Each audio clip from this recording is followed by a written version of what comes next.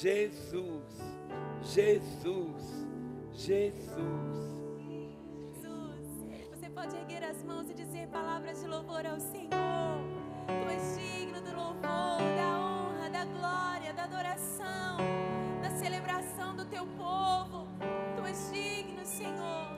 Temos tantos motivos para te louvar e te exaltar e te agradecer e celebrar a tua presença entre nós, celebrar a tua fidelidade. Que o coração aflito nessa noite seja consolado em meio aos louvores. Que todos nós tenhamos um novo cântico nos nossos lábios, porque o Senhor é bom, porque o Senhor é digno. Aplauda o Senhor com brados de louvor, porque Ele é digno. Canta, minha alma, canta ao Senhor, rende-lhe ardente louvor.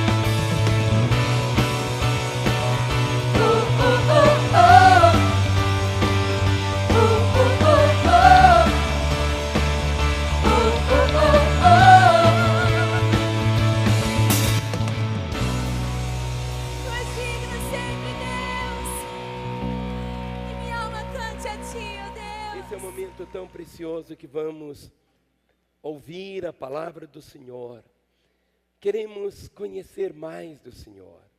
Ele disse: e conhecereis a verdade, e a verdade vos libertará. Levante a sua Bíblia, olhe para ela, olhe para ela. Se o irmão está aí sem a Bíblia, deixa ele segurar na pontinha da sua. Pergunte, se ele está sem a Bíblia, fala: segura na minha, eu deixo ele segurar. Vamos falar juntos? Esta é a minha Bíblia. Eu sou o que ela diz que eu sou. Eu tenho o que ela diz que eu tenho. Eu posso fazer o que ela diz que eu posso fazer. Hoje eu serei tocado pela palavra de Deus. Eu audaciosamente confesso que a minha mente está alerta, meu coração está receptivo. Eu estou pronto para receber a incorruptível, a indestrutível, sempre viva semente da palavra de Deus. Eu nunca mais serei o mesmo. Nunca, nunca, nunca. No nome de Jesus. Amém. Pai, todas as vezes que tomamos a Tua palavra, o Senhor nos fala. Porque a Tua palavra é viva, Senhor. Que nesta noite Tu possas trazer respostas aos questionamentos, ó Pai, que chegam no coração de tantos filhos do Senhor. A Tua palavra é resposta. A Tua palavra nos leva a sossegar o nosso coração. Conceda ao pregador desta noite graça, sabedoria, mas sobretudo a Tua unção, Pai, para que a Tua palavra nos edifique, nos console, nos exorte, traga salvação, reconciliações e, acima de tudo, que possamos conhecer-Te mais, para continuarmos cada vez mais intensamente Te amando, em Teu precioso nome. Amém. Vamos assentar. Você sabia que Deus, Ele não fica chateado com você quando você traz para Ele alguns questionamentos? Ele não diz que você não pode fazer questionamentos. A nossa fé, ela não é uma fé no sentido cego. Ou seja, a nossa fé, ela é tão simples.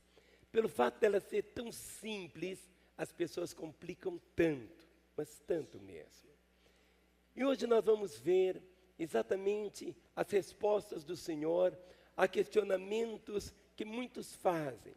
Questionamentos que ou você já os fez, ou muitas vezes pensou em fazer, mas não teve coragem de fazer esses questionamentos. Mas hoje eu quero ler com você o Salmo 73. O Salmo 73, ele foi escrito por um homem chamado Asaf. E ele abre o coração. Você pode sempre abrir o seu coração diante do Senhor. Você pode chegar diante dele com seus questionamentos e o Senhor vai responder a você. Porque é um pai. Você pode ter essa liberdade de chegar e falar: paizinho, meu pai, me explica, me ensine. Eu quero te ouvir. E o Salmo 73 começa dizendo assim, a partir do verso 1. Com efeito, Deus é bom para com Israel, para com os de coração limpo. Quanto a mim, porém, quase me resvalaram os pés, pouco faltou para que se desviassem os meus passos. Pois eu invejava os arrogantes, ao ver a prosperidade dos perversos. Para eles não há preocupações, o seu corpo é sadio e nédio, não partilham das canseiras dos mortais, nem são afligidos como os outros homens. Daí a soberba que os cinge como um colar, e a violência que os envolve como um manto. Os olhos saltam-lhes da gordura, do coração brotam-lhes fantasias. Motejam e falam maliciosamente, da opressão falam com altivez, contra os céus desandam a boca, e a sua língua percorre a terra. Por isso, o seu povo se volta para eles, e os tem por fonte de que bebe a largos sorvos. E diz: como sabe Deus? Acaso há conhecimento no Altíssimo? Eis que são estes os ímpios, e sempre tranquilos, aumentam suas riquezas. Com efeito, inutilmente conservei puro o coração e lavei as mãos da inocência.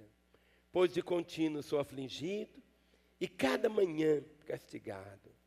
Se eu pensar em falar tais palavras, já aí teria traído a geração de teus filhos. Em só refletir para compreender isso, achei muito pesada a tarefa para mim, até que entrei no santuário de Deus e atinei com o fim deles. Tu certamente os pões em lugares escorregadios e os fazes cair na destruição, como ficam de súbito assolados, totalmente aniquilados de terror, como um sonho, quando se acorda. Assim, ó Senhor, ao despertares, desprezarás a imagem deles. Quando o coração se me amargou e as entranhas se me comoveram, eu estava embrutecido e ignorante, era como irracional a tua presença. Verso 23. Todavia, estou sempre contigo. Tu me seguras pela minha mão direita. Tu me guias com o teu conselho e depois me recebes na glória. Quem mais tenho eu no céu? Não há outro em quem eu me compraza na terra. Ainda que a minha carne e o meu coração desfalecem, Deus é a fortaleza do meu coração e a minha herança para sempre. Os que se afastam de ti, eis que perecem. Tu destrói todos os que são infiéis para contigo. Quanto a mim, bom é estar junto a Deus. No Senhor Deus ponho o meu refúgio para proclamar todos os seus feitos. Em algum momento da sua história, você já fez esses questionamentos. E para ficar bem claro, eu queria chamar aqui o Israel e o Rodrigo. Venham cá os dois. E queria pedir que eles colocassem 2 cadeiras aqui e assentassem nelas. Por quê? Eu quero que vocês vejam de uma forma bem... Isso. Põe uma aqui, o outro coloca. Por favor, Rodrigo, vem aqui. Eu vou ter que falar que um dos dois vai ser o ímpio. Eu vou aproveitar o mais novo, não é? Isso. Mas é só como figura. E vamos colocar aqui esse outro. Por que o justo sofre e o ímpio é bem-sucedido na vida? Muitas vezes você fez esse tipo de questionamento. Você encontra uma pessoa cheia de valores na fé, um santo, íntegro, justo, bonito, reto, verdadeiro. Encontra o outro, sem referencial moral algum, longe de Deus, palavras torpes, uma vida moral tão absurda. E você olha para ele e diz: mas por que essa diferença? De repente você vê esse aqui morando num palácio. Tem 18 Rolls Royce na garagem. Não sei quantos aviões. Não sei quantas empresas possuem. Aí vem o outro aqui, esse tem a cara de santo mesmo. E começa a perguntar, por quê? Por quê? Por que pessoas que fazem o mal, por que elas não recebem imediatamente o castigo de Deus? E por que aqueles que fazem o bem não recebem a recompensa imediatamente? Por que coisas boas acontecem para pessoas tão más? E por que coisas más acontecem com pessoas tão boas? Por que homens cheios do Espírito Santo, como João Batista, estão nas prisões, e homens perversos, como Nero, estão no trono? Por que homens tão íntegros, tão santos como o apóstolo Paulo, são mortos, cerrados ao meio, enquanto devassos assim, tão perversos, estão governando o mundo? Por quê? Que aqueles que escarnecem de Deus, que zombam de Deus, se tornam ricos, desfrutam de tantos prazeres deste mundo? E por que aqueles que são fiéis a Deus passam por dificuldades e ainda têm que suportar as disciplinas de Deus? Quando você vê o patriarca Jó, ele fez esse mesmo tipo de questionamento, Abacuque fez. E quando você lê Jó, você percebe ali, quando ele abre o coração, expõe as entranhas da sua alma de uma forma tão forte. E agora esse homem Asaf, esse ministrador, esse cantor, esse adorador, ele começa também a fazer os mesmos questionamentos. Por que o justo é castigado? Por que o ímpio, você olha para ele muitas vezes e o vê prosperando? E muitos começam a perguntar assim: será que realmente vale a pena ser fiel a Deus? Será que vale a pena ser fiel a Deus? Será que vale a pena ser justo diante de Deus? Ao lermos esse texto, nós vemos que o crente, ele passa a viver durante um tempo como que na janela da tentação. Os pés numa estrada escorregadia. Quando lemos aqui os 14 primeiros versículos, e vamos lê-los novamente. Eu quero que você acompanhe comigo. 73. Com efeito, Deus é bom para com Israel, para com os de coração limpo. Quanto a mim, porém, quase, fale comigo, quase, outra vez, quase, me resvalaram os pés, eu quase escorreguei. Pouco faltou para que se desviassem os meus passos, pois eu invejava os arrogantes ao ver a prosperidade dos perversos.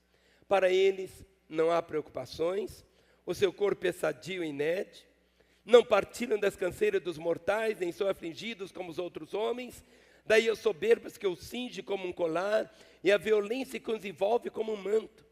Os olhos saltam-lhes da gordura, do coração brotam-lhes fantasias. Motejam e falam maliciosamente, da opressão falam com altivez, contra os céus desandam a boca e a sua língua percorre a terra. Por isso o seu povo se volta para eles, e os tem por fonte de que bebe a largos sorvos. E diz: como sabe Deus? Acaso há conhecimento no Altíssimo? Eis que são estes os ímpios, e sempre tranquilos aumentam suas riquezas.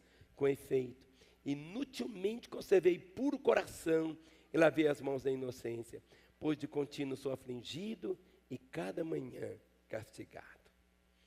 Essa expressão que ele usa aqui, verso 2 diz: quanto a mim, porém, quase me resvalaram os pés, eu quase escorreguei. Quase escorreguei. Eu já passei em lugares que eu não sei se tinham passado sabão, não sei o que era, o óleo, mas a gente fica patinando e a gente quase escorrega. E você está com os pés num lugar escorregadio, quando você inveja as pessoas pelo que elas têm, sem olhar para o que elas são diante de Deus. Muitas vezes nós queremos conferir as pessoas por aquilo que elas têm e não por aquilo que elas são diante de Deus. A grande diferença repousa aí. Olha o versículo 2 e 3. Quanto a mim, porém, quase me resvalaram os pés, pouco faltou que se desviasse os meus passos, pois eu invejava os arrogantes ao ver a prosperidade dos perversos. E ele muitas vezes fica questionando assim: por que eu trabalho com o suor do meu rosto? Por que eu sofro para pagar as minhas contas em dia, enquanto meu vizinho, numa só tacada, consegue resolver o problema financeiro dele? Ele olha e começa a ficar questionando assim: para mim, o rigor da lei, para ele, todos os favores, para mim, o trabalho, para ele, a recompensa, para mim, tenho que desdobrar para pagar as contas em dia, para manter os filhos na escola, pagar o plano de saúde. Para o ímpio, benesses, favores, que parece que vem por atacado. E Asaf, ele olhou pela janela da tentação. E ele começou a sentir inveja dos arrogantes. Olha a cara do arrogante.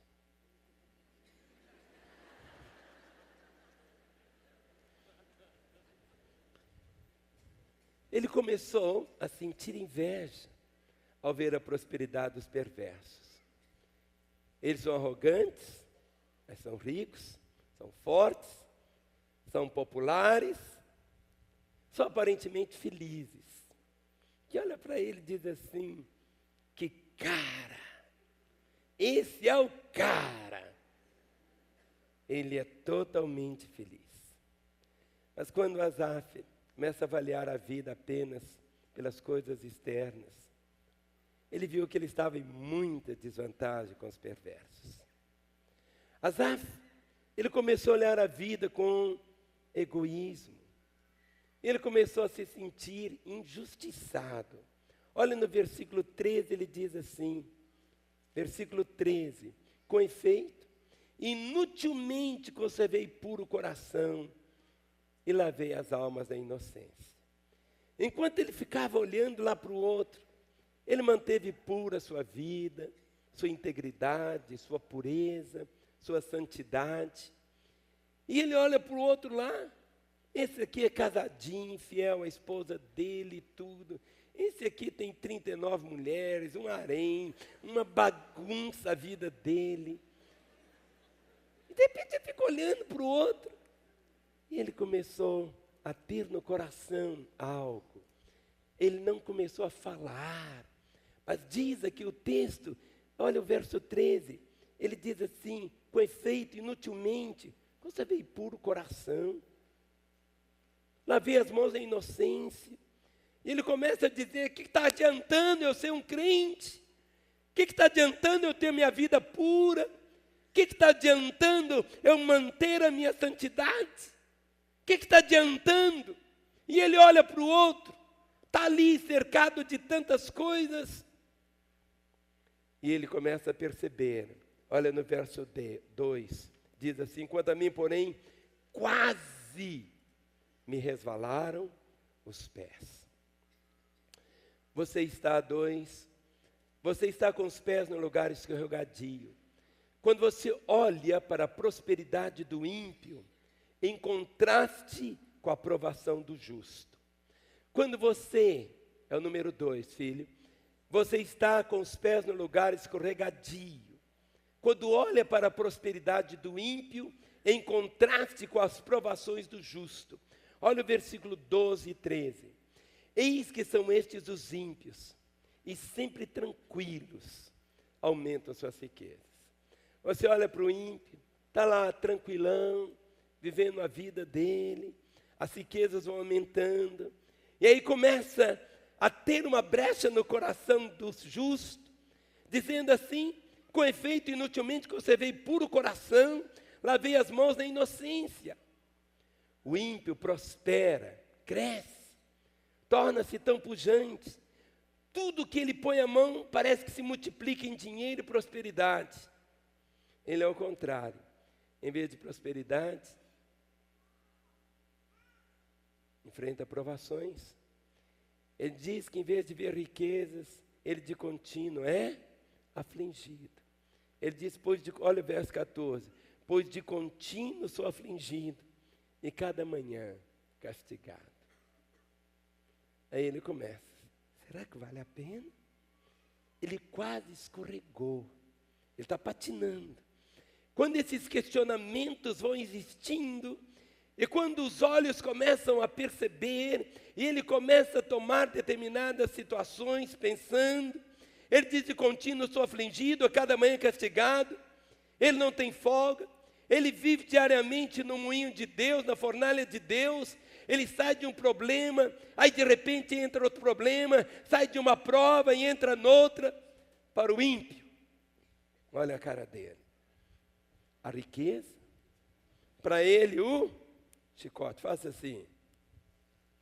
É ele que está dizendo, pois de contínuo sou afligido e cada manhã o quê? Castigado, cada manhã castigado. Para o ímpio, o conforto, para o justo, o castigo. Asaf, ele entra numa crise. Ele entra nessa crise quando ele olha a qualidade de vida do ímpio. Parece que o ímpio é mais feliz do que ele. Ele está entrando nessa estrada escorregadia. Ponto 3. Você está com os pés no lugar escorregadio quando você começa a perceber, quando você olha para a carnalidade dos ímpios e quando você contrasta com a pureza dos justos. Olhe no versículo 6, falando do ímpio. Daí a soberba que o cinge com um colar, e a violência que os envolve como um manto. Os olhos saltam-lhes da gordura do coração, brotam-lhes fantasias. Motejam e falam maliciosamente, da opressão falam com altivez. Contra os céus desandam a boca e a sua língua percorre a terra. Por isso o seu povo se volta para eles e os tem por fonte de que bebe a largos sorvos. Os ímpios são soberbos, são arrogantes, são violentos.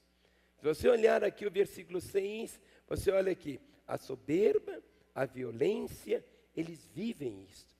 O ímpio vive de uma forma assim, de festas intermináveis. Olha os versículos 7, diz assim, os olhos saltam-lhes da gordura, do coração brotam-lhes fantasias. Ou seja, são aquelas festas que não terminam, são intermináveis as festas. Os ímpios desandam a boca para falar impropérios contra Deus. Olha no versículo 8, motejam e falam maliciosamente da opressão, falam com altivez, motejam, falam. A boca fica falando tantas impropérios contra Deus. Os ímpios desandam a boca para falar contra Deus, e eles não têm limites algum. Olha no versículo 9, para falar contra os céus, dizendo, contra os céus desandam a boca, e a sua língua percorre a terra. Os conselhos dos ímpios são muitas vezes aceitos, a despeito da leviandade deles. Olha aqui, olha o versículo 10. Por isso o seu povo se volta para eles, e os tem por fonte que bebe a largos sorvos. Hoje, quando nós olhamos o nosso povo, quantas vezes o nível de influência do ímpio vai entrando de uma maneira tão sorrateiramente no coração do povo de Deus.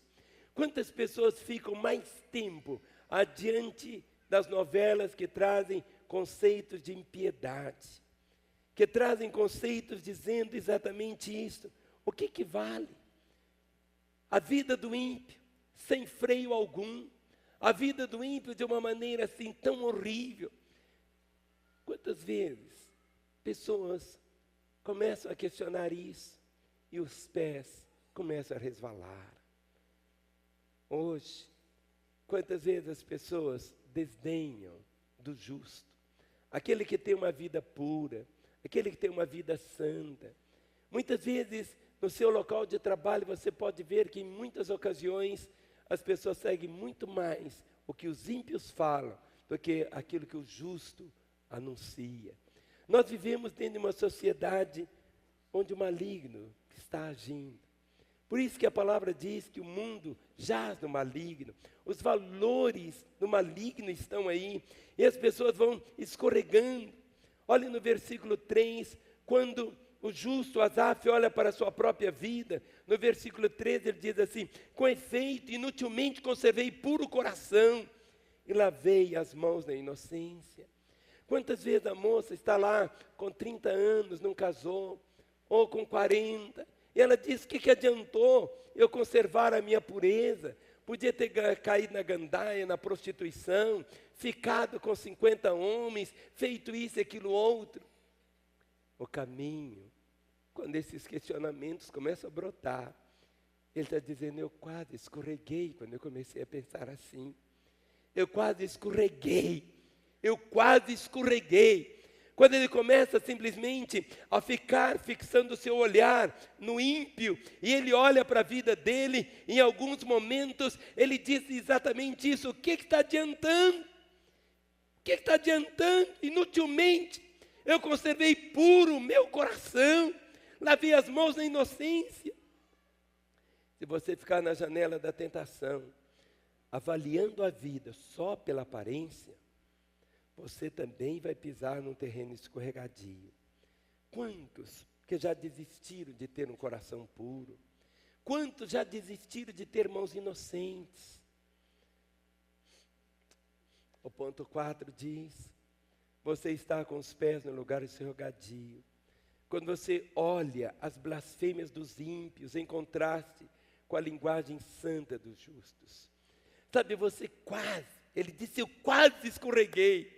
Olhe no versículo de número 8, diz assim: motejam, falam maliciosamente da opressão, falam com altivez. Verso 9, contra os céus desandam a boca, e a sua língua percorre a terra. No versículo 15 diz: se eu pensar em falar tais palavras, já teria traído a geração dos teus filhos.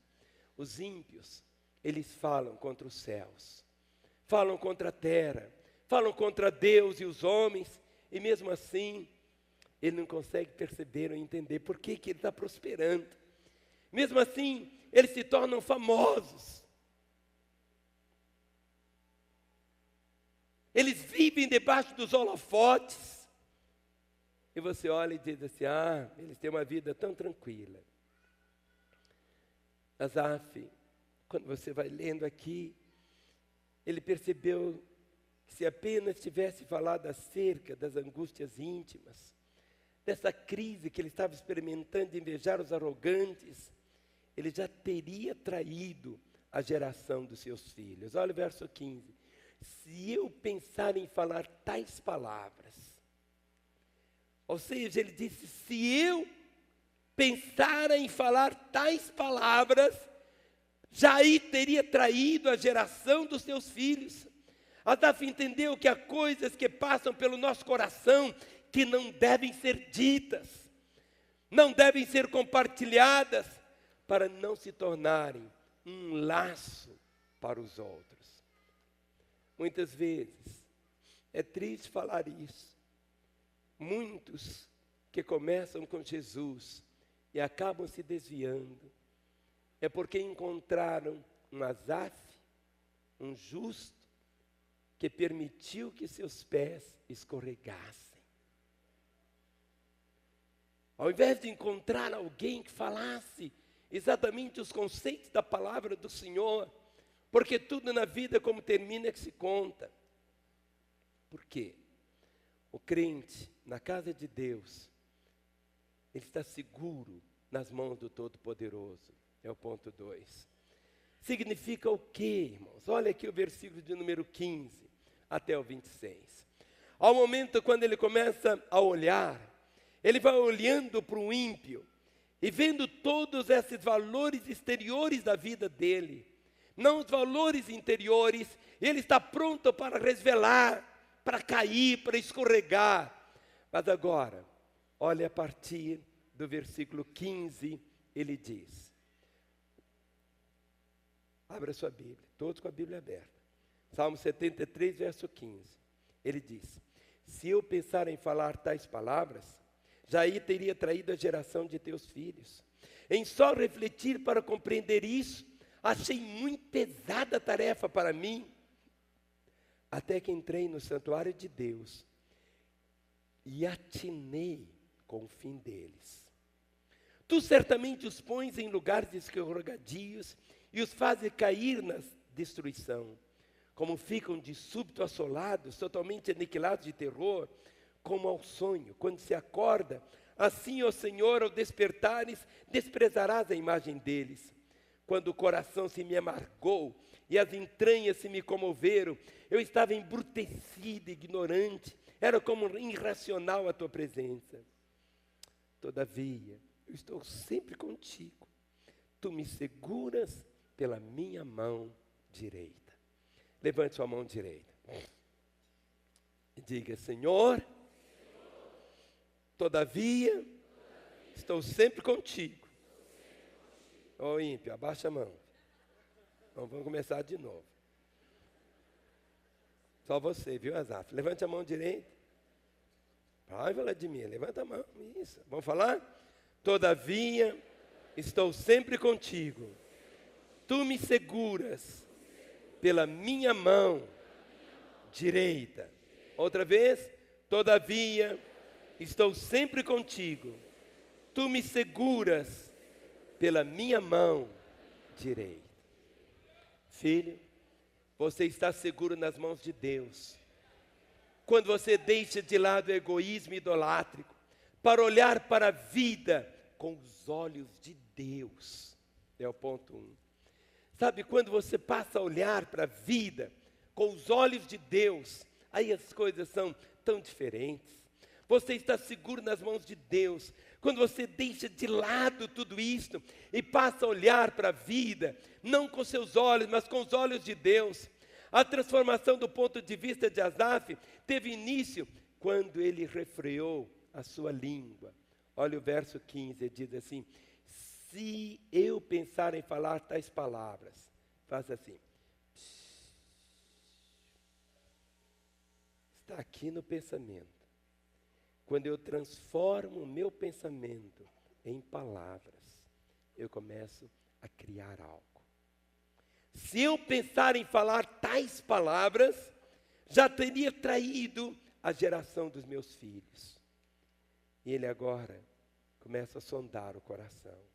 Verso 16 diz assim: em só refletir para compreender isso, achei muito pesada a tarefa para mim. Ele sondou o coração. Primeiro passo não foi mental, mas moral.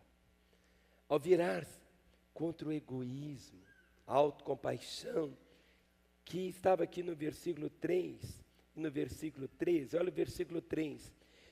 Pois eu invejava os arrogantes ao ver a prosperidade dos perversos. No verso 13, ele arrependido diz assim: com efeito, inutilmente conservei puro o coração e lavei as mãos na inocência. Para então, ele começa a lembrar das responsabilidades, da lealdade que ele teve ao próprio, dizendo assim: se eu pensar em falar tais palavras, já teria traído a geração dos meus filhos. Asaf não tinha uma resposta clara para o seu dilema, porque no verso 16 ele diz: em só refletir para compreender isso, achei muito pesada a tarefa para mim. Mas ele já estava liberto daquele seu egoísmo, da sua autopiedade. Ele estava pronto para fazer uma avaliação da vida pela perspectiva de Deus. Agora, filho, você está seguro quando entra na casa de Deus para olhar a vida como Deus vê. Eu não posso olhar a vida pela minha própria perspectiva. Eu tenho que olhar a vida do modo como Deus vê. Olha o verso 17. Ele começa a questionar tudo, mas chega um momento que ele diz assim: até. Vamos falar o verso 17, como que começa? Outra vez? Até. Olha, até que entrei no santuário de Deus e atinei com o fim deles. O coração dele estava borbulhando com todas essas inquietações. Ele estava patinando, quase escorregando, quase caindo. Ele diz, até que entrei no santuário de Deus e atinei com o fim deles. Tu certamente os pões em lugares escorregadios e os fazes cair na destruição. Verso 19, como ficam de súbito assolados, totalmente aniquilados de terror. Verso 20, como ao sonho, quando se acorda, assim, ó Senhor, ao despertares, desprezarás a imagem deles. Asaf viu o seu conflito dissipar-se quando ele deixou de ser o juiz de Deus, quando ele passou a ser um adorador de Deus. Aí ele deixa de julgar Deus. Aí ele passa a adorar a Deus. Ir à casa de Deus foi o começo da sua libertação e da sua cura. Muitas vezes, quando você vem à casa do Senhor, no momento quando você entra, você começa a ver o rosto, o semblante dos irmãos. A paz que eles transmitem, a alegria que tem no coração. Muitos vêm a pé, vêm de sandália havaiana, mas você olha para ele, há uma paz, há uma tranquilidade, há um brilho nos olhos, há uma doçura no falar, há uma família, há uma esposa, existem filhos, existem netos. Asaf começou a perceber, quando ele entrou, todo o seu dilema começou a ser dissolvido. No verso 16, ele começa dizendo, até que entrei no santuário do Senhor. Muitas vezes você pode chegar aqui e ver apenas paredes, pode ver apenas só granito no chão, pode ver as coisas, mas o santuário de Deus é diferente. O santuário de Deus somos nós. Sabe quando você vê um crente verdadeiro, quando você vê alguém comprometido com o Senhor, olha o rosto, grave o rosto dele aqui, filho. Quando você vê alguém assim,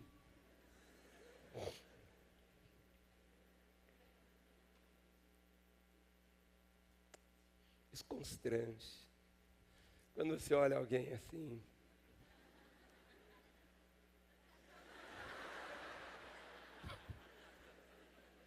você riu, né? É diferente. Você está seguro quando você entra na casa de Deus para olhar a vida como Deus a vê. A vida só é vida quando nós a vivemos na perspectiva de Deus. Ele começa dizendo, verso 17, até que entrei no santuário de Deus e atinei com o fim deles. Jesus disse, o que adianta o homem ganhar o mundo inteiro se vier a perder a sua alma? O que adianta ganhar o mundo inteiro se vier a perder a sua alma? Perdeu tudo. Diz o verso 18, tu certamente os pões em lugares escorregadios e os fazes cair em destruição, como ficam de súbito assolados, totalmente aniquilados de terror. Verso 20, como ao sonho, quando se acorda, assim, ó Senhor, ao despertares, desprezarás a imagem deles. Asaf viu seu conflito dissipar, quando ele deixou de ser juiz de Deus. E ele passou a adorar o Senhor. E na casa de Deus foi o começo da libertação dele. Foi o começo da cura. Uma das primeiras coisas que Satanás quer fazer você, muitas vezes, alimentar esse questionamento, é você se afastar das reuniões da igreja. A pessoa afasta, deixa de vir um domingo, não dói muito. Ele fica assim, gente, eu não fui. Se ele falta 2 domingos, ele diz, não, Se ele falta 3, se ele falta 4, ele já está no caminho de escorregadio. Potencialmente, é alguém que está voltando o semblante para o Senhor. Vou contra o Senhor. Sabe, a casa do Senhor, você não entende ainda. O próprio fato de você estar aqui, eu não consigo explicar como. Mas existe algo da presença do Senhor, quando nós estamos reunidos. Sabe, quando um irmão ora pelo outro. E nós aqui em Lagoinha temos uma proposta de vivermos uma igreja que é família, somos irmãos, temos nível de responsabilidade, abrimos as nossas casas para nelas celebrarmos aqueles pequenos encontros, as células. É tão diferente quando você vê um irmão comprometido com o Senhor, mas eu preciso estar comprometido com a igreja.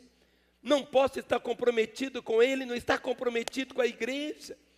Ou seja, a igreja é o corpo de Cristo. Eu preciso entender essa verdade, eu preciso amar essa verdade, eu tenho que me dar a essa verdade, eu tenho que viver essa verdade, eu tenho que sonhar cada dia. Não é pelo fato de eu ser pastor que eu fico ligado à igreja, a você o dia todo. Mas é cada irmão vivendo essa realidade diante do Senhor. A casa de Deus. Sabe, isso nos traz cura. Quando eu chego aqui, eu olho o semblante dos irmãos. Fico olhando. Mas é tão bonito ver no final da reunião o semblante tão diferente. A paz invadindo. Pessoas que chegaram marcadas, sendo corroídas pela culpa. E de repente, a bênção vem. A graça vem ao envolver. Quando vamos à casa do Senhor, nós encontramos o Senhor. E Ele é a luz que dissipa realmente todas as trevas. Quando vamos à casa de Deus, nós encontramos outros irmãos, aqueles que chegaram antes de nós. Outras pessoas semelhantes a nós, que descobriram em Deus como um abrigo. Pessoas que buscam a Deus. Olha para o irmão que está aí ao seu lado. É diferente. Quantas vezes você vem, pode ficar sentadinho aí. Alguns dizem assim, eu não quero nunca nem me comprometer. Mas sabe, não tem jeito, você é a luz. A luz não pode ficar escondida debaixo do alqueire. Sabe, a luz é colocada no velador. Olha, levante a sua mão e diga, eu sou. Porque a Bíblia diz que eu sou. E a Bíblia diz que eu sou luz. Eu sou luz. Por onde eu passo, eu ilumino, eu deixo as marcas do Senhor.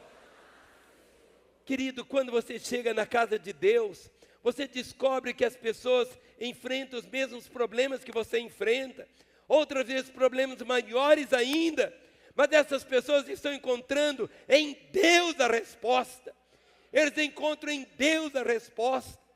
Hoje, eu estava lendo uma reportagem que o maior índice de suicídios aqui no Brasil acontece entre os jovens.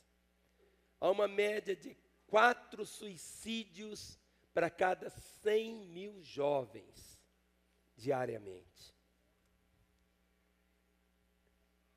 Moço cheio de vida, por que ele se mata? Por que ele entra pelo caminho das drogas? Tudo que ele quer é o sentido da vida. Tudo que ele quer é emoção, tudo que ele quer é fazer diferença, tudo que ele quer é ser amado, ele quer ser... Por que se mata? Porque a casa de Deus somos nós, e sobre nós repousa o privilégio de sermos essa resposta. O verso 17 diz, até que entrei na casa de Deus e eu atinei para o fim deles. As mulheres, elas não querem envelhecer. Mas não adianta. Elas podem encher de botox, mas não conseguem apagar a data do nascimento. Não consegue. Está lá com seus 70 com carinha de 20. Isso é ridículo. A vida é para ser vivida em cada ocasião. A vida é bela em cada fase dela. Eu estou vivendo, tenho 63 anos. Temos 63 anos, querendo viver como 20. Isso não é vida. A vida é bela. E aqui ele diz, eu vivi esses conflitos todos. Todo esse conflito que o Asaf guardava no coração, estava ali fervendo. Questionamentos os mais terríveis, questionamentos que você tem feito, até que você chega na casa de Deus, até que você é confrontado com a palavra do Senhor. O verso 17 diz, até que entrei no santuário de Deus e atinei com o fim deles. Não é esquecer o problema, é receber entendimento. Cristianismo não é anestésico. Sabe, a nossa fé não é para anestesiar você, pelo contrário, Deus dá entendimento. As pessoas hoje buscam respostas aonde? Na bebida, nas drogas, nas seitas, nas psicologias de autoajuda. Estão correndo de um lado para o outro. Mas Deus quer abrir o entendimento para eles compreenderem as coisas dele. Normalmente as pessoas só ficam olhando a prosperidade dos ímpios, mas eles não olham para o fim dos ímpios. Não olham para o fim. Não olham para o fim. É uma visão parcial. Não é aquela visão real, é aquela visão tão defeituosa. Asaf tem um novo entendimento acerca de todas essas realidades.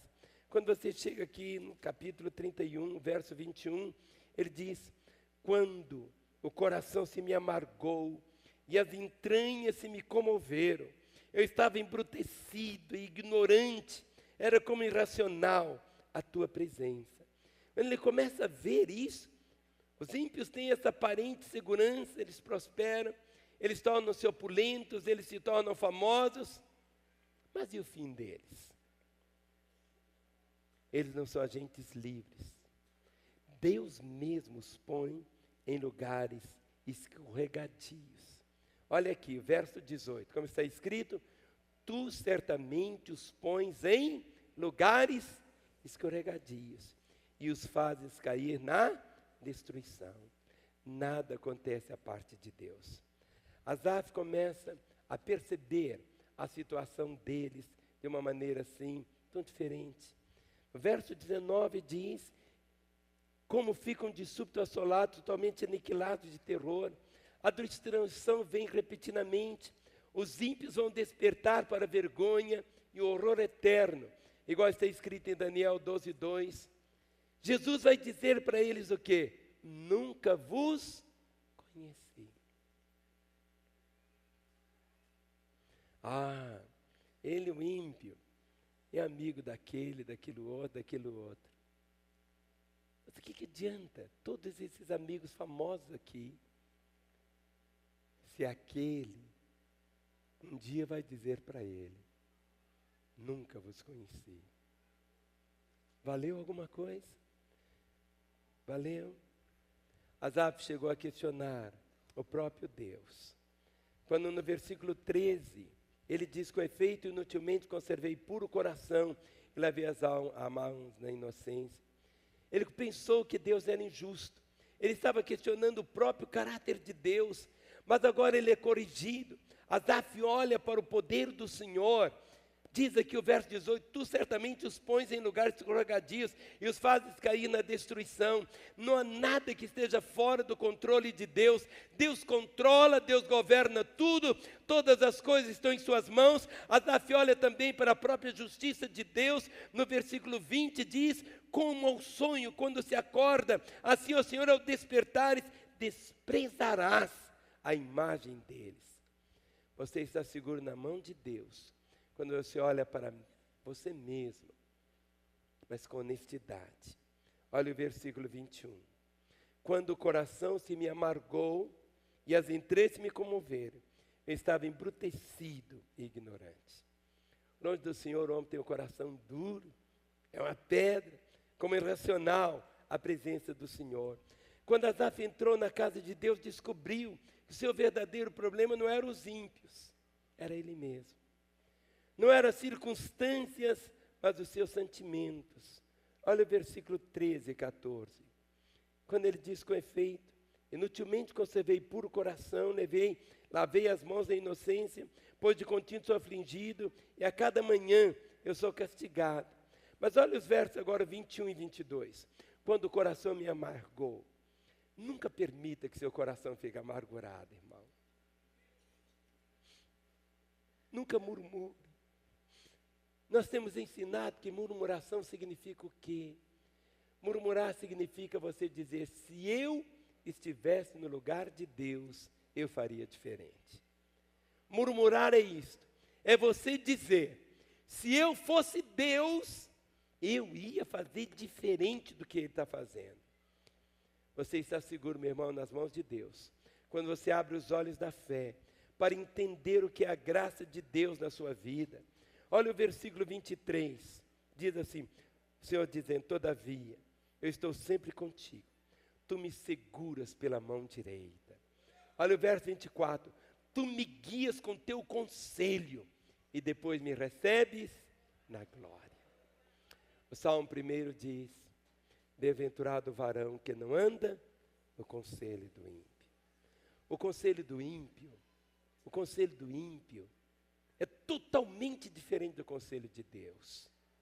O caminho do ímpio, o conselho do ímpio é para te levar para a destruição. Salmo 73, verso 24. Leia comigo, vamos ler juntos o verso 24.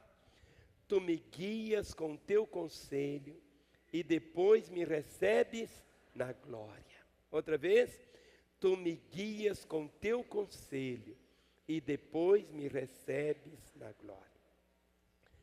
De repente, ele faz essa declaração tão gloriosa. Olha o verso 25, a declaração que ele diz. Ele diz assim, quem mais tenho eu no céu? Não há outro em que eu me compraza na terra. Olhe para mim, enquanto Jesus não for tudo na sua vida, enquanto Ele não for a paixão maior do seu coração. Alguns imaginam assim, pastor, mas se eu for viver uma vida assim, eu vou virar pastor também, eu vou virar beato. Não, querido, você vai viver a vida segundo a perspectiva de Deus. Quando você pode, queria que os músicos tomassem os lugares.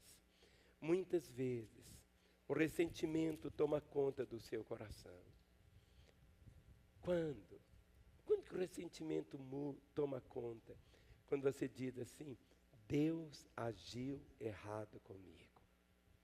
Tudo na vida, quando você a vê por essa perspectiva de Deus. Quem mais tem um no céu? Não há outro em quem me compraza na terra. Quando ele passa a ser realmente o tudo na sua vida. Olha o verso 27 e 28. Os que afastam de ti, eis que perecem. Tu destrói todos os que são infiéis para contigo. Mas ele diz assim, quanto a mim, não vivo o que os outros estão vivendo. Diga, quanto a mim, fale comigo, quanto a mim. Outra vez, quanto a mim. Levante sua mão e diga, quanto a mim. Querido, o outro vai dar conta dele a Deus. Quanto a mim, você vai dar conta de você. Ele diz, quanto a mim, bom é estar junto a Deus, no Senhor Deus. No Senhor Deus põe o meu refúgio para proclamar todos os seus feitos. O mesmo Asaf, que estava sentindo inveja da prosperidade dos ímpios, faz um contraste entre os ímpios e ele. Quem é rico? Quem está em vantagem? O ímpio ou o piedoso? O ímpio tem coisas, mas não tem Deus. Ele será assolado de súbito, mas o piedoso tem Deus. Ele é melhor que suas dádivas. Ele é a nossa herança. Ele é a nossa herança. Quando lemos Romanos capítulo 8, vamos ficar em pé. Romanos capítulo 8, o verso 28 e 29. Abra comigo, Romanos capítulo 8, verso 28 e 29. Olhe para o seu irmão e diga: meu irmão, esse texto é a chave. Diz assim: sabemos que todas as coisas cooperam para o bem daqueles que amam a Deus. Aquele noivado que acabou, que você ficou com raiva de Deus porque acabou, foi Deus te livrando de uma jararaca ou de uma cobra. Aquela demissão do seu emprego, você não entende por que você foi demitido. É porque você vê apenas o presente. Deus vê além. Aquele momento de angústia que você experimentou, você não sabe. Sabemos que todas as coisas cooperam para o bem. Mas não é bem de todos, não. O bem daqueles que amam a Deus. Todas as coisas cooperam para o bem daqueles que amam a Deus. A chave está aqui, querido. Se você ficar olhando para a vida por essa perspectiva natural, você começa a avaliar o outro e perde essa beleza da vida. Porque todas as coisas cooperam para o bem daqueles que amam a Deus, daqueles que são chamados segundo o seu propósito. Eu tenho um propósito de vida. Bata no peito e diga: eu tenho um propósito de vida. Querido, você está aqui para cumprir o propósito de Deus. Deus trouxe você para a Lagoinha para cumprir o propósito de Deus. Ele te plantou aqui porque Ele tem um propósito para a sua vida. Não fuja do propósito de Deus. Não fuja como um Jonas. Porque se você fugir como Jonas, aonde você for, você começa a avacalhar a vida dos outros. Não fuja do propósito do Senhor. Verso 29 diz: porquanto aos que de antemão conheceu, também os predestinou para serem conformes à imagem de seu Filho, a fim de que ele seja o primogênito entre muitos irmãos. Asaf compreendeu que vale a pena servir a Deus, porque Ele é bom. Ele aprendeu isso. É bom. O Salmo 73 começa dizendo com efeito: Deus é bom.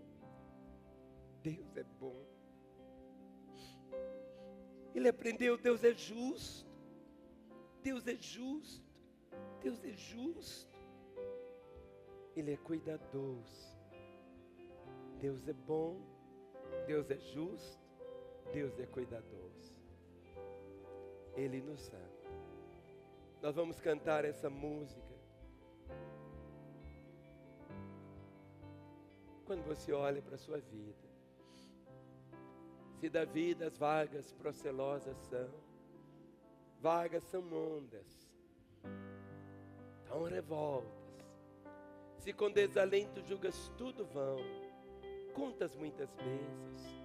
Você está aqui, você está vivo.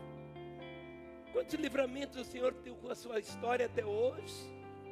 Quantas vezes? E nós vamos cantar essa verdade. Levante a sua mão bem alta. As duas.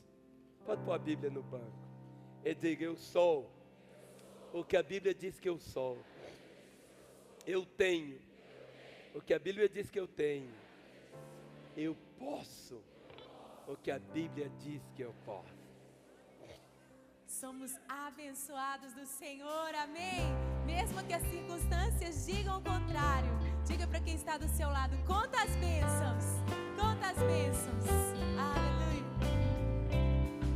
Se da vida as vagas procelosas são, se com desalento julgas tudo vão, contas muitas bênçãos, dize de uma vez, hás de ver surpreso quanto Deus já fez.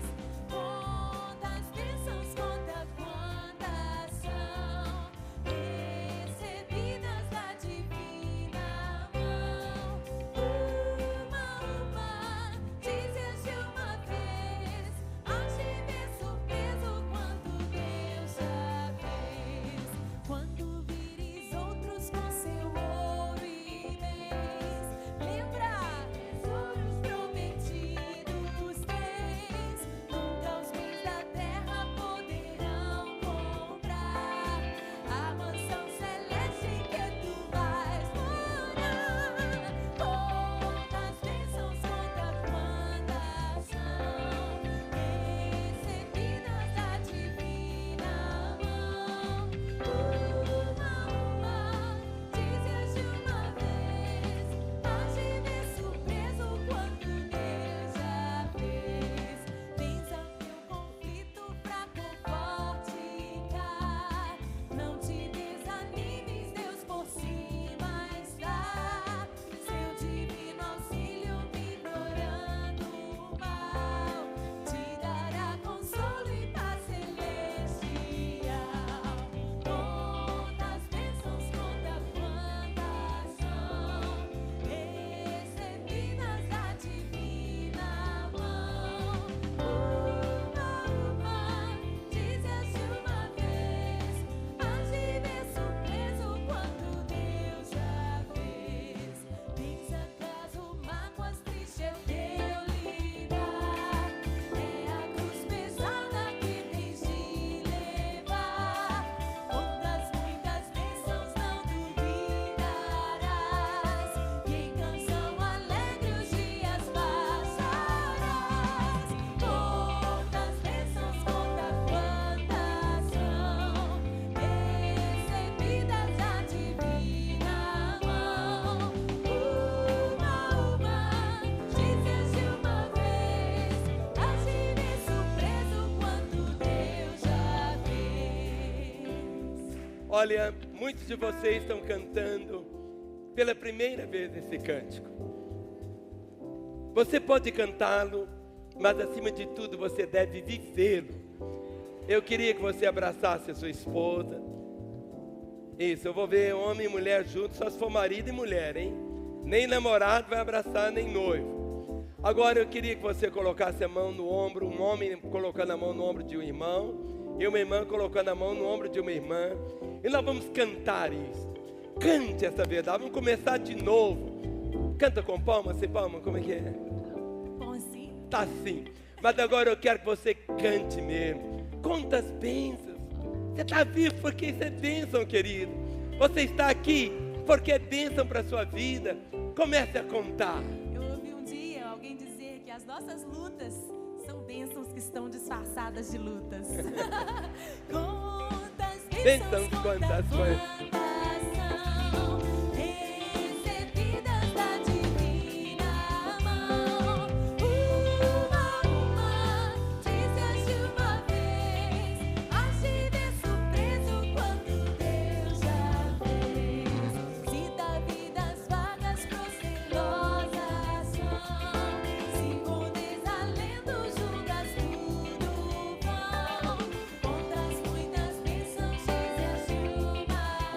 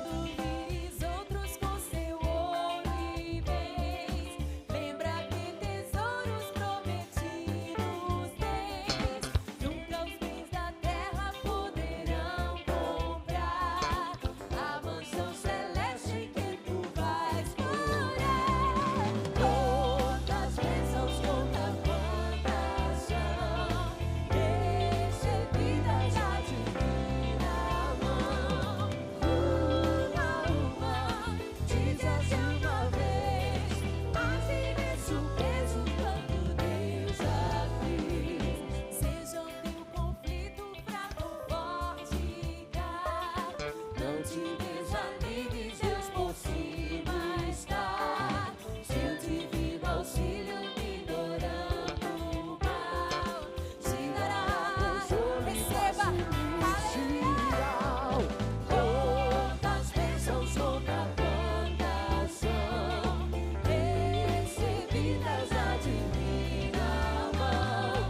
Uma, dizes de uma vez, hás de ver surpreso quanto Deus já fez. Tens acaso mágoas, tristeza eu lhe dar. É a cruz pesada que tens que levar. Quantas muitas bênçãos não duvidarás. Em canção alegre os dias passarás.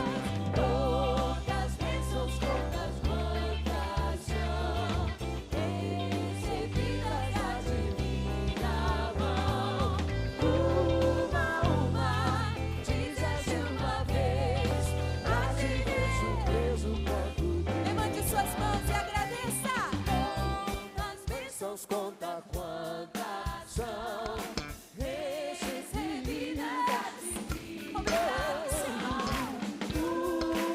Uma, dizes de uma vez, e hás de ver surpreso quando Deus já fez.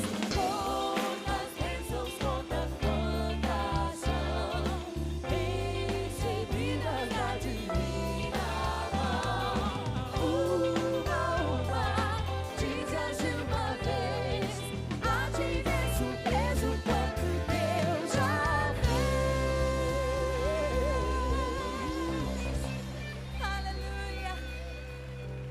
Diga para quem está aí do seu lado: eu não tenho tempo para perder com ressentimentos, com comparações, com invejas, com dúvidas. Será que Deus me ama? Ele já provou que Ele me ama. Diga: eu sei que Ele me ama.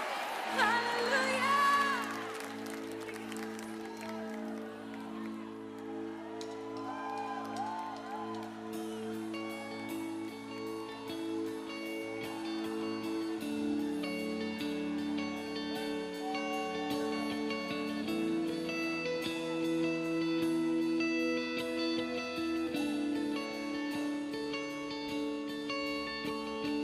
Tem ciúmes de mim.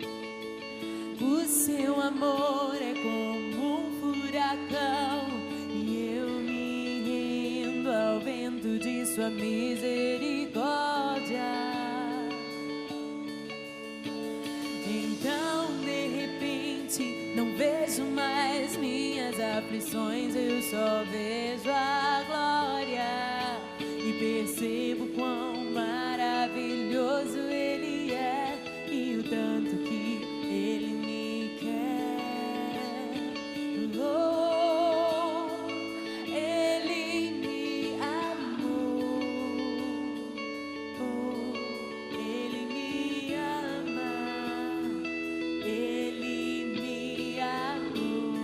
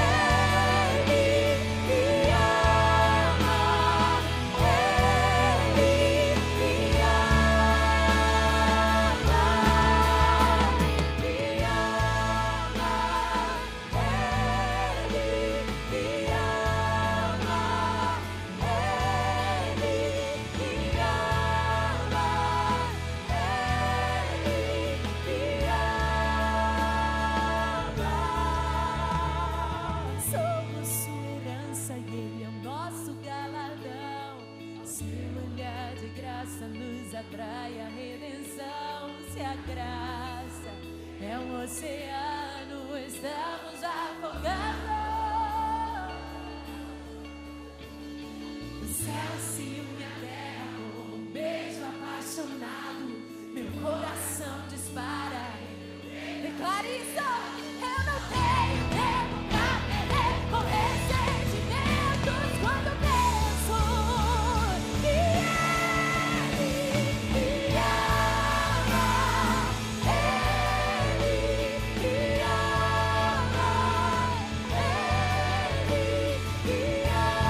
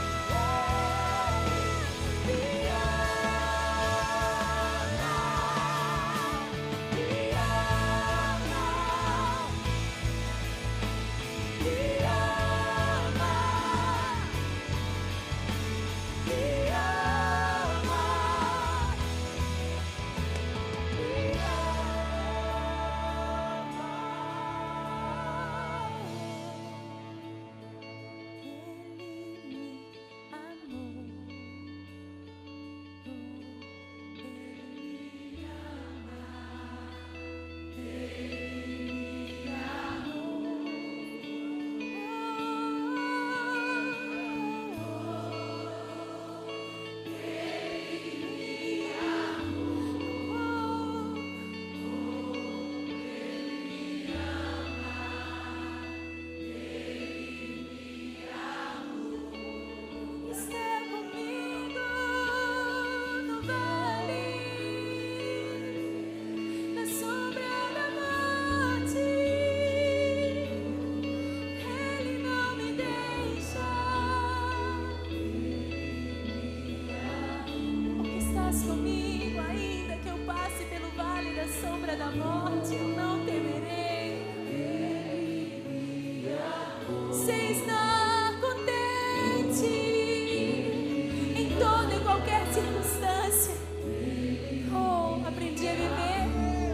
fartura, com a necessidade. Em todas as coisas fui provado. Tudo posso naquele que me fortalece. E sei, Ele me amou. Aquele que deixou a sua glória, seu conforto, toda a glória. Se esvaziou, se humilhou, foi afligido, oprimido, humilhado em meu lugar. Ele está comigo em minha dor, em minhas aflições. Seu amor está comigo, seu amor está comigo, seu amor está comigo.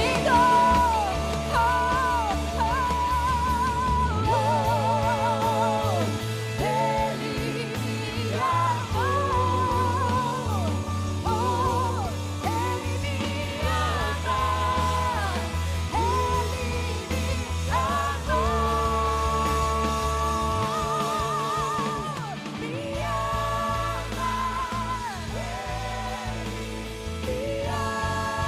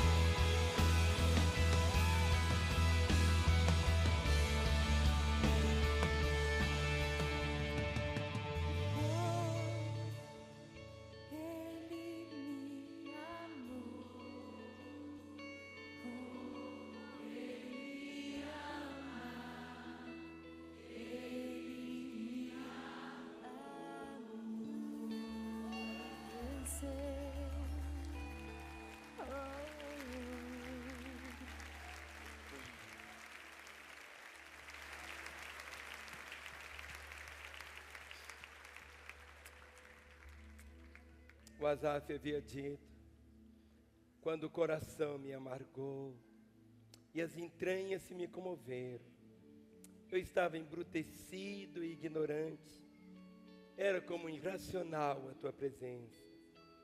Todavia, estou sempre contigo, tu me seguras pela minha mão direita, tu me guias com teu conselho e depois me recebes na glória. Quem tenho eu no céu? Quem mais tenho eu no céu? Não há outro em quem me compraza na terra. Deus é a fortaleza do meu coração e a minha herança para sempre. Quanto a mim, bom é estar junto a Deus. No Senhor Deus põe o meu refúgio para proclamar todos os seus feitos. Coloque sua mão sobre o seu peito. Olhe para mim. Queria por um minuto que todos ficassem em pé agora. Ninguém assentado. Talvez você tenha ouvido já tanto do amor de Jesus, daquilo que Ele fez na cruz em seu lugar. Mil questionamentos têm vindo à sua vida, mas você precisa saber que Deus prova o seu amor para conosco, em que Cristo morreu por nós, sendo nós ainda pecadores. A vida é como termina que se conta. A coisa mais certa da vida é a morte, ainda que mais incerto é o dia dela, não sabemos. Mas na Bíblia tem um texto que diz: prepara-te, ó homem, para te encontrares com o Senhor teu Deus. E todo o preparo que você deve fazer é reconhecer que Jesus é o Salvador, é reconhecer que Jesus deu a vida dele ali na cruz para que você pudesse ter a vida. Todos nós estamos separados de Deus, todos somos pecadores, mas Ele nos amou, como cantamos. Mas há um momento que você entrega a sua vida a Ele, há um momento quando você diz: Jesus, entra na minha vida, Jesus, eu te recebo como meu Senhor e Salvador. Você passa a ser aqui santuário de Deus. Quem sabe você é alguém que já caminhou com Ele, quem sabe até foi um levita que tocou instrumentos e hoje está longe na terra distante, mas hoje bateu essa saudade, você veio aqui, é o momento da sua reconciliação. Eu quero me identificar com você em oração, por isso eu peço que toda a igreja feche os olhos agora, com a mão sobre o seu peito, ore comigo, e eu me identifico com você, orando assim. Diga: Senhor Jesus, como o Senhor me ama, em me dar essa oportunidade de ouvir esta palavra, que o Senhor me perdoa e traz para a minha vida um novo recomeço. Eu reconheço isto, eu sou um miserável pecador, mas nesta hora eu abro o meu coração e eu te peço: entra na minha vida, eu te recebo como meu Senhor e meu Salvador. E eu, Jesus, que andei contigo e me afastei, agora eu volto na certeza do teu perdão. Continue com seus olhos fechados. E eu quero fazer uma oração sozinho por você. Você não vai repetir essa oração. Quero orar por você que pela primeira vez orou dizendo: Jesus, entra na minha vida, eu te recebo como meu Senhor e Salvador. Ou você que estava desviado e hoje volta aos caminhos dele. Onde você estiver, levante bem alto uma das suas mãos, pois eu quero orar por você. Você que hoje entrega a sua vida a Jesus, você que se reconcilia com Ele, levante bem alto a sua mão. Quero ver a sua mão erguida. Estou vendo lá nas galerias. Levante bem alto a sua mão. É a hora de Deus. Aquele senhor de cabelinho branco lá em cima. Tantas pessoas. Levante a sua mão mais alto que você puder. Aqui no terno. Agora eu vou fazer algo. Eu vou pedir agora que ninguém mova. Ninguém ande. Todo silêncio. Daqui a alguns minutos você vai sair e vai embora. Mas eu quero pedir que todos vocês que levantaram as mãos, saiam dos seus lugares, venham até aqui, lá da galeria lá em cima, dessa primeira galeria, aqui do térreo. Deixe seu lugar e venha. Esse é o momento de Deus para a sua vida. É o momento dos céus para você. Deixe seu lugar. Tudo silêncio. Escute apenas o Espírito Santo falando com você. Você que não tem certeza da sua salvação ainda. Você que não tem certeza do seu nome está escrito no livro da vida. Essa é a hora de Deus para você. Essa é a hora de Deus para você que um dia andou nos caminhos dele e se afastou. É a hora de você voltar para ele. É a hora de você receber o amor dele. Esta é a hora de Deus. Quem aqui já é salvo, levante a mão. Olhe para a pessoa que está ao seu lado. Pergunte para ela como está a sua vida com Deus. Pergunte. Muitas vezes o inimigo está aí prendendo essa pessoa. Pergunte para ela como está a sua vida com Deus. Esta é a hora de Deus para você. Esse é o momento dos céus para a sua vida. Esse é o momento do céu para você. Venha, venha. Lá da segunda galeria. Desça correndo. Da primeira, aqui do térreo. Todo o povo de Deus clamando, orando, com seus olhos abertos. Olhe para quem está perto de você. Ministre na vida dele. Como está a sua vida com Deus? Esse é o momento de Deus para você. Esse é o momento de Deus. Quando você passa a entender essa verdade, Ele me ama. Ele me ama. Ele me ama. Ele me ama. Ele me ama. Jesus, Jesus, Jesus te ama. Vem, vem.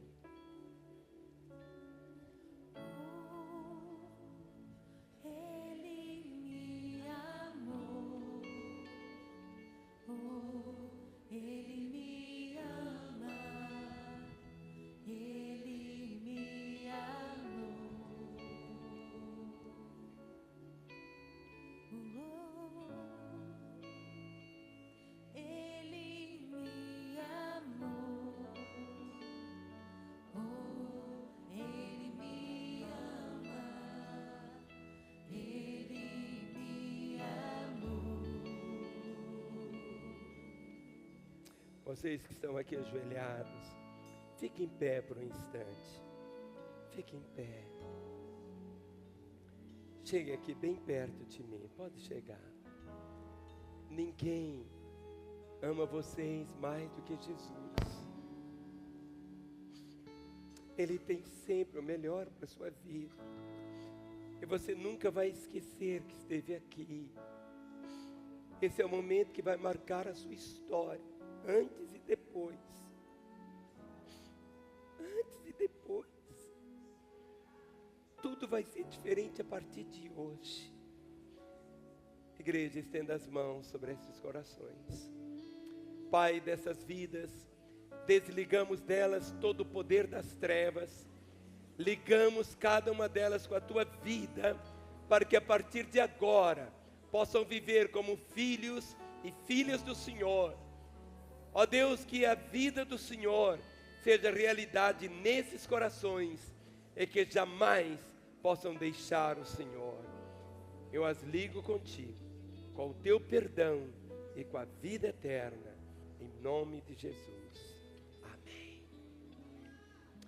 Sobre a vida de vocês, no mundo espiritual, foi desligado todo o poder das trevas, para você começar a viver uma nova vida.